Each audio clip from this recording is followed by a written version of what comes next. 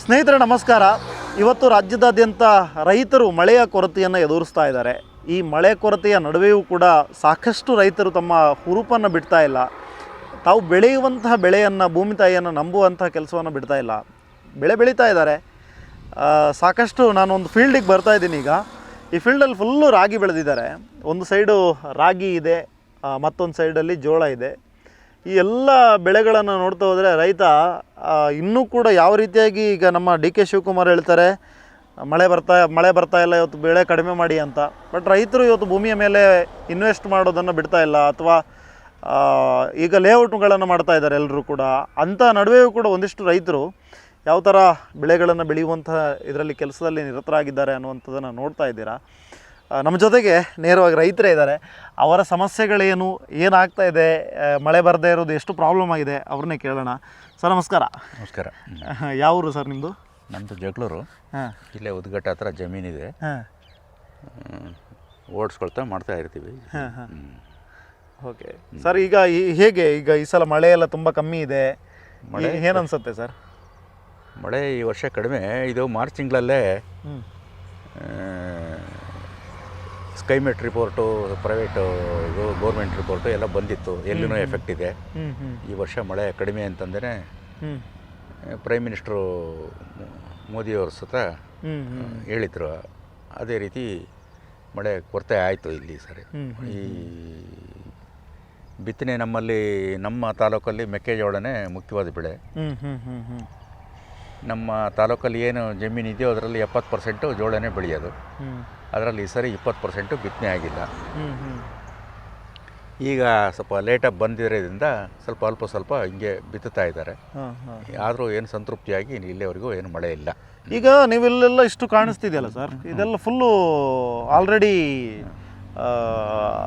ಬೆಳೆದಿರೋದಾ? ಬೀಜ ಬಿತ್ತಿದ್ದೀರಾ ಈಗ? ಹೇಗೆ ಇಲ್ಲಿ ಇದೆಲ್ಲ ಗಿಡ ಬಂದಿರೋದಾ? ಅದು ಕಳೆ. ಇದು ಬಂದಿರೋದು. ಇದು ಯಾವುದು? ಅದು ರಾಗಿ. ಅದು ಹೆಂಗೆ ಎಲ್ಲ ಒಂದೇ ಥರ ಇದೆ? ಅದು ಎಲ್ಲ ಒಂದೇ. ಅದು ಒಂದೇ ಜಾತಿ. ಇದು ಒಂದೇ. ಅದೆಲ್ಲ ಕಳೆನಾ? ಇದು ಎಲ್ಲ ಕಳೆ. ಇದು ಮುಳುಸಜ್ಜೆ ಅಂತಂದು ಇದು ಭಾರಿ ತೊಂದರೆ ಮಾಡ್ತಾ ಇದೆ ಇದು ರೈತರಿಗೆ. ಇದು ರಾಗಿ ಎಲ್ಲಿದೆ? ರಾಗಿ ಸಾಲಲ್ಲಿ ಕಾಣುತ್ತಲ್ಲ ನಿಮಗೆ? ಓ, ಅಲ್ಲಿ ಮುಂದೆ ಕಾಣುತ್ತಲ್ಲ? ಅದೇ ಇಲ್ಲೆಲ್ಲ ಏನಿಲ್ಲ. ಇದರಲ್ಲೂ ಕಾಣುತ್ತೆ. ಇಲ್ಲಿ ಇದೆ, ಹುಡ್ತಾ ಇದೆ. ಇದು ಬಿತ್ತಿ 8 ದಿವಸ ಆಯ್ತು ಅಷ್ಟೇ. ಓಕೆ. ಓ, ಇದು ನೀವು ಸಾಲಲ್ಲಿ ಬಿಡ್ತಿದ್ದ? ಸಾಲಲ್ಲೇ. ಈ ಕಾಣುತ್ತಲ್ಲ, ಇದೆ ರಾಗಿನೇ. ಓಕೆ ಸರ್, ಹಾಗಾದ್ರೆ ಈಗ ಇದು ರಾಗಿ ಅಲ್ವಾ? ರಾಗಿ. ಇದು ಈಗ ಅಯ್ಯೋ ನಾನು ಕಾಲಿಟ್ನಾ ಅಂತ ಅಲ್ಲ? ತೊಂದರೆ ಇಲ್ಲ. ಇದು ಸಣ್ಣದಾಗಿ ಬಂದಿದೆ. ಎಷ್ಟು ದಿನ ಬೇಕು ಯಜಮಾನ್ರೆ ಇದು ಈಗ ಬರ್ಲಿಕ್ಕೆ? ಇದು ಇನ್ನು 3 ತಿಂಗಳು ಬೇಕು. 3 ತಿಂಗಳವರೆಗೆ ಈಗ ನೀವೆಲ್ಲ ಮಳೆ ಇಲ್ಲ ಅಂದ್ರೆ ಹೆಂಗೆ? ಈಗ ಮಳೆ ಇಲ್ಲ ಅಂದ್ರೆ ಒಣಗೋಗುತ್ತೆ. ಈಗೇನು ಇದು ತೇವ ಇದೆ, ಮಣ್ಣೆ ಇಲ್ಲ? ಈ ಮಳೆ ನಿನ್ನೆ ಸ್ವಲ್ಪ ಬಂದಿತ್ತು. ಸ್ವಲ್ಪ ಹನಿತಾ ಇತ್ತಲ್ಲ, ಹಾಗಾಗಿ ಸ್ವಲ್ಪ ತೇವ ಇದೆ ಮಣ್ಣು. ಇಲ್ಲ ಅಂತಂದರೆ ಏನಿಲ್ಲ. ಅದೇ ಸ್ವಲ್ಪ ಕಲ್ಲು ಭೂಮಿ ಅಂತಲ್ಲ, ಫುಲ್ ಕಲ್ಲಿದೆ. ಕಲ್ಲಂದ್ರೆ ಇಲ್ಲಿ ಇದು ಭದ್ರಾ ಮೇಲ್ದಂಡೆ ಪೈಪ್ಲೈನೆಲ್ಲ ಹಾಕಿದ್ರು, ಆಳ ತೆಗೆದ್ರಲ್ಲ ಕಲ್ಲು ಮೇಲ್ಗಡೆ. ಓಹೋ, ಅದ್ರದ್ದಾ? ಭದ್ರಾ ಮೇಲ್ದಂಡೆದ್ದು ಕಲ್ಲೆಲ್ಲ ತಂದಿಲ್ಲಿಗೆ ಹಾಕಿದ್ರಾ? ಅಲ್ಲ, ಪೈಪ್ ಲೈನ್ ಮಾಡಿದ್ರಲ್ಲ, ಮೇಲೆ ಮಣ್ಣೆಲ್ಲ ಬಂದಿದೆಯಲ್ಲ. ನೀರಿಗೆ ಹೇಗೆ ಬೇರೆ ಡಿಪೆಂಡು ನೀವು? ಬೋರ್ ಏನಾದರೂ ಹೊಡಿಸಿದ್ದೀರಾ? ಹೇಗೆ? ಬೋರ್ ಹೊಡಿಸಿ ನಾನು ಇದರಲ್ಲಿ ಮುಂಚೆ ನೀರಾವರಿ ಮಾಡಿದ್ದೆ. ನೀರೆಲ್ಲ ಕಡಿಮೆ ಆದಮೇಲೆಲ್ಲ ಬೋರೆಲ್ಲ ತೆಗೆದು ಕೈ ಬಿಟ್ಬಿಡೆ ಇಲ್ಲ. ಹಾಗೆ ಈಗ ನಿಮ್ಮ ಕಡೆ ಎಲ್ಲ ಇದು ಫ್ಯಾನ್ ಗಿರಣಿ ಎಲ್ಲ ಬರ್ತಾ ಇದೆಯಲ್ಲ, ಇದು ಫ್ಯಾನ್ ತಿರುಗಿದು, ಅದು ಫ್ಯಾನ್ದು ಹೆಂಗೆ, ಏನು ಎಷ್ಟು ಕೊಡ್ತಾರೆ ಅದಕ್ಕೆಲ್ಲ? ನನಗೆ ಐಡಿಯಾ ಇಲ್ಲ. ಅವರೆಲ್ಲ ಲ್ಯಾಂಡ್ ಪರ್ಚೇಸ್ ಮಾಡ್ತಾರೆ ಅವರು. ಲ್ಯಾಂಡ್ ಮುಂಚೆ ಎಲ್ಲ 6.5-7 ಲಕ್ಷ ರೂಪಾಯಿ ಎಕರೆ ತಗೊಳ್ತಾ ಇದ್ರು ಅಷ್ಟೇ. ಅವರು ಏನು ಇದಕ್ಕೆ ಬರುತ್ತೆ ಅಂತ. ಈಗೆಲ್ಲ ಕಾಸ್ಟ್ಲಿ ಆಗಿದೆ. ಈಗೆಲ್ಲ 5 ಲಕ್ಷಕ್ಕಿಂತ ಕಡಿಮೆ ಯಾವ ಜಮೀನು ಸಿಗಲ್ಲ. ಇಲ್ಲೆಲ್ಲ ಮಿನಿಮಮ್ 20-30 ಲಕ್ಷ ಎಕರೆ ಈಗ. ಓ, ಈಗ 20-30 ಲಕ್ಷ ಈಗ ಇಲ್ಲಿ ಹೋಗಿದೆ ಎಲ್ಲ ಜಮೀನು? ಇಲ್ಲೆಲ್ಲ ರೋಡ್ ಸೈಡೆಲ್ಲ 30 ಲಕ್ಷ 30 ಲಕ್ಷ ಎಕರೆ. ಈಗ ಇಲ್ಲಿ ಈಗ ನಮ್ಮ ಯುವಕರೆಲ್ಲ ಕೃಷಿ ಕಡೆಗೆ ಬರಲ್ಲ, ಕೃಷಿ ಮಾಡಲ್ಲ ಅಂತ ಹೇಳುವಂಥ ಒಂದು ವಾದ ಇದೆ. ನೀವು ನೋಡಿದ ಹಾಗೆ ಹೇಗೆ ಈ ಕಡೆ ಎಲ್ಲ ಬರ್ತಾರಾ ಯುವಕರು? ಕೃಷಿ ಮಾಡ್ತಾರಾ? ಇಲ್ಲ, ಕೃಷಿಯಲ್ಲಿ ಯಾರಿಗೂ ಇಂಟ್ರೆಸ್ಟ್ ಇಲ್ಲ ಈಗ. ಯಾರಿಗೂ ಇಂಟ್ರೆಸ್ಟ್ ಇಲ್ಲಲ್ಲ ಈಗ? ಕೃಷಿ ಮಾಡೋರು 50% ಬಂದ್ಬಿಟ್ಟಿದೆ ಈಗ. ಎಲ್ಲ ಏಜ್ ಆದವ್ರು ಮಾಡ್ತಿದ್ದಾರಾ? ಇದ್ದಾರೆ. ಯುವಕರಿಗೆ ಇನ್ನೊಂದು ಯುವಕರಿಗೆ ಏನಂದರೆ ಹೆಣ್ಣು ಸಿಗ್ತಾ ಇಲ್ಲ. ಕೃಷಿ ಮಾಡ್ತಾನಂದರೆ ಹೆಣ್ಣು ಸಿಗ್ತಾ ಇಲ್ಲ. ಅದೊಂದು ದೊಡ್ಡ ಸಮಸ್ಯೆ ಹಂಗಾರೆ. ದೊಡ್ಡ ಸಮಸ್ಯೆ. ಪ್ರತಿಯೊಂದು ಹಳ್ಳಿಯಲ್ಲೂ 50-60 ಹುಡುಗರು 35-40 ವರ್ಷದವರೆಗೂ ಮದುವೆ ಆಗ್ತಾ ಇಲ್ಲ. ಕಷ್ಟ ಆಗಾದ್ರೆ ಹುಡುಗರಿಗೆ. ಕೃಷಿ ಬಗ್ಗೆ ಎಲ್ಲ ಬೇರೆ ಎಲ್ಲ ಸುಮಾರು ಈ ಹಳ್ಳಿಯಲ್ಲಿ ಹುಡುಗರೆಲ್ಲ ಗಾರೆ ಕೆಲಸಕ್ಕೆ ಹೋಗ್ತಾರೆ. ಹುಡುಗರು ಗಾರೆ ಕೆಲಸಕ್ಕೆ ಹೋದವ್ರಿಗೆ ಕೊಡ್ತಾರೆ, ಕೃಷಿಗೆ ಹೋದವ್ರಿಗೆ ಕೊಡಲ್ಲ. ಕೊಡ್ತಾರೆ ಅಂತಂದೇನಲ್ಲ, ಎಲ್ಲ ಕೃಷಿಯಲ್ಲಿ ಏನು ಇದಲ್ಲ ಹೋಗ್ಬಿಡ್ತಾರಲ್ಲ ಎಲ್ಲರೂ. ಇಲ್ಲ ಕಷ್ಟ, ಮತ್ತು ಈಗ ಮಳೆ ಇಲ್ಲ ಅಂತ ಬೆಂಗಳೂರಿಗೆ ಹೋಗ್ಬಿಡ್ತಾರೆ. ಹೇಗೆ ಇಲ್ಲೆಲ್ಲ ಕೆಲಸ ಕಂಪನಿಗಳೆಲ್ಲ ಇದಾವ? ಈಗ ಇದು ಫ್ಯಾನ್ಗಳದೆಲ್ಲ ತುಂಬ ಇದಾವೆ, ಸುತ್ತ ನೋಡಿದ್ರೆ ಎಲ್ಲ ಫ್ಯಾನ್ಗಳೇ ಇರೋದು. ಈ ಫ್ಯಾನ್ಗಳದ್ದು ಕಂಪನಿಗಳಲ್ಲೆಲ್ಲ ಕೆಲಸ ಹುಡುಗರಿಗೆ ಇಲ್ಲಿ ಲೋಕಲ್ ಅವ್ರಿಗೆ ಕೊಡ್ತಾರಾ, ಬೇರೆ ಕೊಡ್ತಾರ? ಅವ್ರೇನು ಇನ್ಸ್ಟಾಲ್ ಮಾಡೋರಿಗೆ ಕೆಲಸ, ಆಮೇಲೆ ಏನು ಕೆಲಸ ಇದೆ ಅಲ್ಲಿ? ಅಲ್ಲ, ಒಳಗಡೆ ಒಬ್ಬ ಆಪರೇಟರ್ ಇರ್ತಾನೆ. ಏನೋ ಇದರ ಹೋಗ್ತಾರೆ ಸುಮಾರು ಇಲ್ಲಿ ಹುಡುಗರು. ಇರ್ತದಲ್ಲ ಹಂಗಾರೆ. ಈಗ ಫ್ಯಾನ್ ಬಂದು ನಿಮ್ಗೇನು ಜಮೀನೆಲ್ಲ ರೇಟ್ ಜಾಸ್ತಿ ಆಗಿದೆಯಾ ಅಂತಲ್ಲ? ಹಂಗೇನಿಲ್ಲ.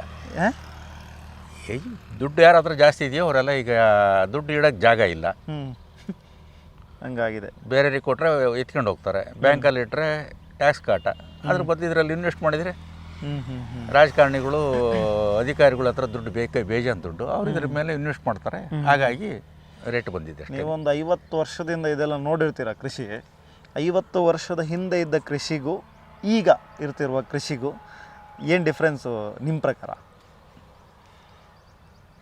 ನಾನು 1978ರಿಂದ ಕೃಷಿ ಮಾಡ್ತಾಯಿದ್ದೀನಿ. 78ರಿಂದ 78ರಲ್ಲೇ ನಾನು ಗ್ರ್ಯಾಜುಯೇಷನ್ ಮುಗಿಸ್ಕೊಂಡು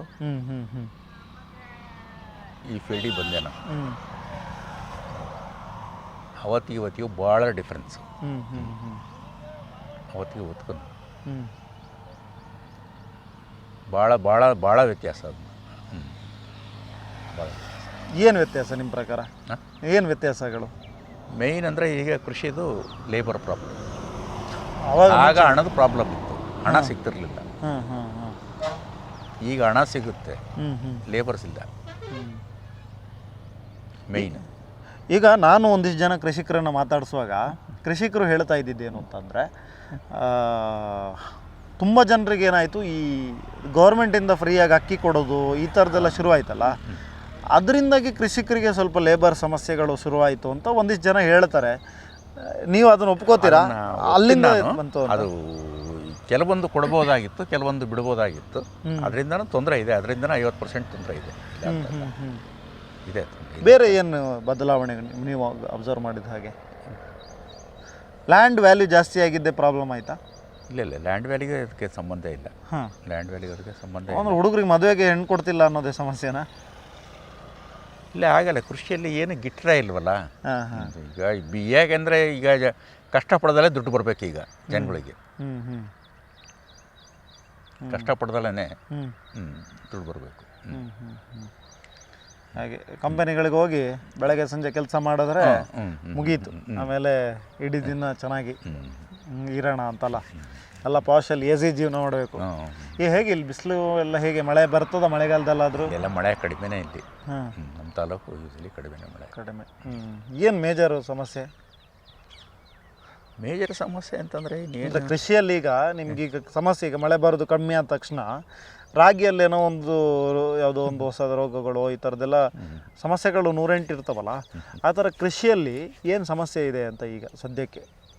ಕೃಷಿಯಲ್ಲೇನು ಈ ಮಿಷಿನರಿ ಬರದೇ ಇದ್ದರೆ ಕೃಷಿ ಮಾಡೋದೇ ಬಿಟ್ಬಿಡ್ತಿದ್ರು. ಕೃಷಿಯಲ್ಲಿ ಈ ಟ್ಯಾಕ್ಟ್ರಲ್ಲಿ ಬಿತ್ತುತ್ತೀವಿ ಈಗ, ಮೊದಲೆಲ್ಲ ಬೇಸಾಯದಲ್ಲಿ ಬಿತ್ತುತ್ತಿದ್ವಿ.